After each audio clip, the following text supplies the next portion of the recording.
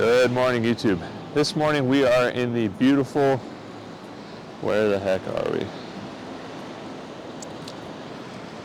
We are in the beautiful Port St. Joe, and it is sunrise on Sunday, November the 12th, and we have some beautiful storm clouds off in the distance. So I scoped out this pier yesterday, and this was a pier that was ripped out during, I believe, Hurricane Michael.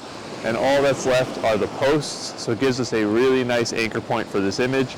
I'll be doing a pano going from left to right, obviously, in the vertical orientation at about 80 to 100 millimeters. And the goal is I'm going to smooth out this water and get nice color reflecting in the water, and then hopefully some more color across the sky, but it's already starting and I'm running behind, so enough jibber jabber, let's get the image.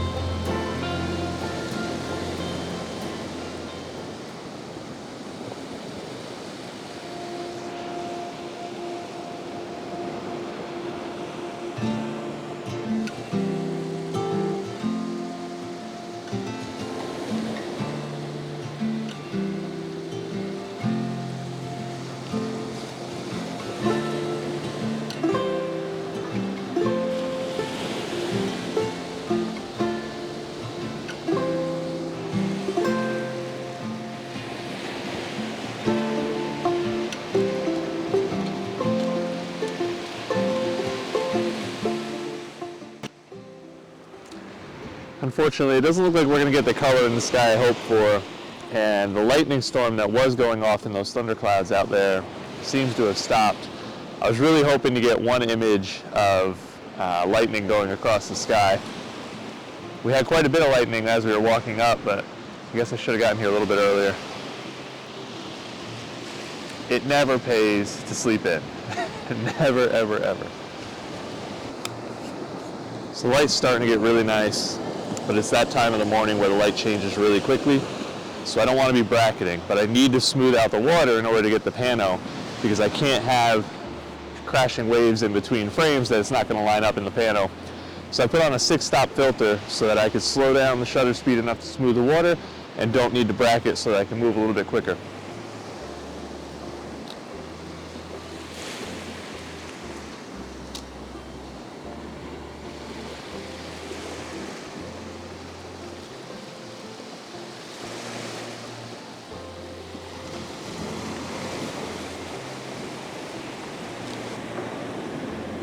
The light's just starting to hit those back clouds. It looks beautiful. I think this is actually going to work out really nice. The camera picks up a lot more color than my eyes do. The images just have a really nice subtle color. And I think with the nice soft water, it's going to be a really nice composition. It's also cold. It's Florida. Why is it 50 degrees? It sucks. 25 seconds is just enough to start smoothing out the clouds a little bit, which I think really adds to the overall aesthetic of the image. I love how everything in the image is soft except for the posts, which is what I focused on. They're tack sharp, and I really like that look.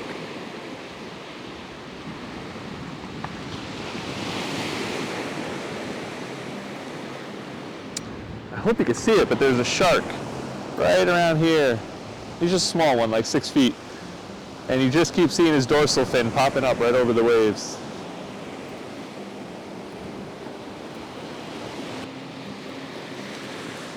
See if you can see if he's still in frame. Just a little dorsal fin keeps popping up.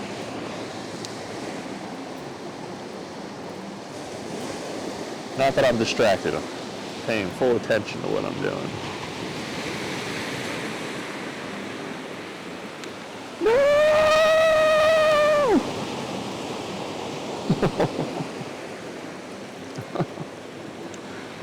I specifically set up where I thought I couldn't get hit by waves, and they're just starting to reach the tip of my tripod. It's going to really suck if I get washed out right at the end of the composition here. Oh yeah, it moved. Son of a biscuit.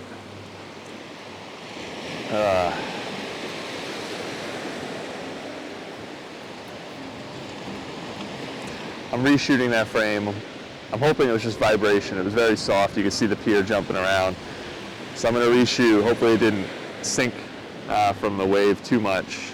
I should still be able to stitch it. And I'm at the far right of the composition right now, so if I have to crop it, it's okay. But gosh, the last frame. There we go. Much better.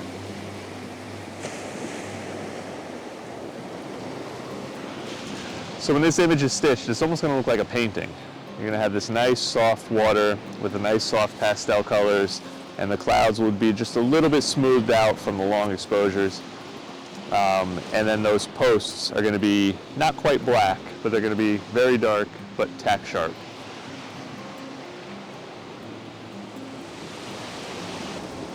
Yeah, there's just enough shadow detail in those posts. And I really like the clouds, how they've gone just slightly soft. I think this is really nice. I'm going to go ahead and move closer, and I want to get a shot of what I think is going to happen is I think these clouds off to my right are actually going to light up. So I think I'm going to reposition on the other side. No, I don't want to do that. Now when you're shooting seascapes like this, it's very tempting to, what I was about to do is go on the other side because these clouds are probably going to light up, and I would like to catch that light over on these clouds. The problem is, if you shoot towards the sun, you get that light reflecting off the water surface towards you. But I'm going to spin you around and show you the other way. There'll be no light facing away from the sun. See, all these clouds might catch beautiful color, but the water isn't going to reflect any of that light back to you because you're between that surface and the sun. So you always want to be facing, or at least I like to face towards the sun to capture that reflecting light off the water. I really like these clouds off to the right here. So I actually think I'm going to move more to the right, get rid of the storm clouds on the left, and just have these light, fluffy clouds going soft. I think this will actually make a really nice image, even without the color. There's still a nice soft pink and orange in the sky. Nothing dramatic, but I don't think I actually want dramatic color in this image because it's supposed to be a nice, soft, peaceful image. And that epic color would kind of, I think, take away from the scene. Or maybe that's just what I'm saying because I don't have the epic color and I want to tell myself it still looks good, but I don't know. I think it still looks good.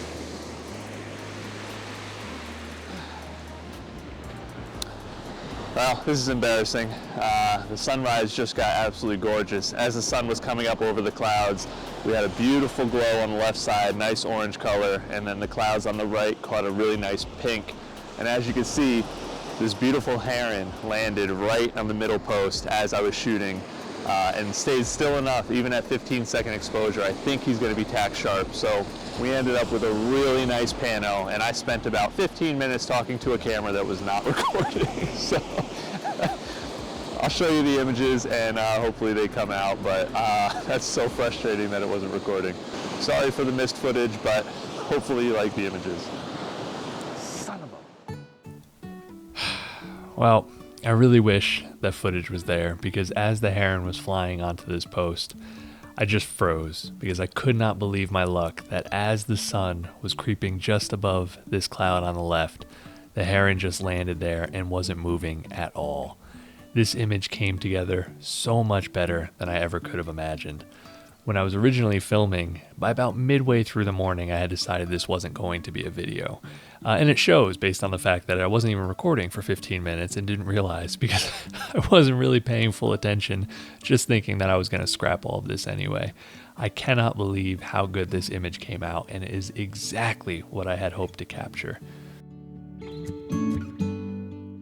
The reason I shoot panos, and specifically the reason that I try to get the most resolution possible, is that I love to have separate sections of the image that could stand on their own and hold the viewer for a long time.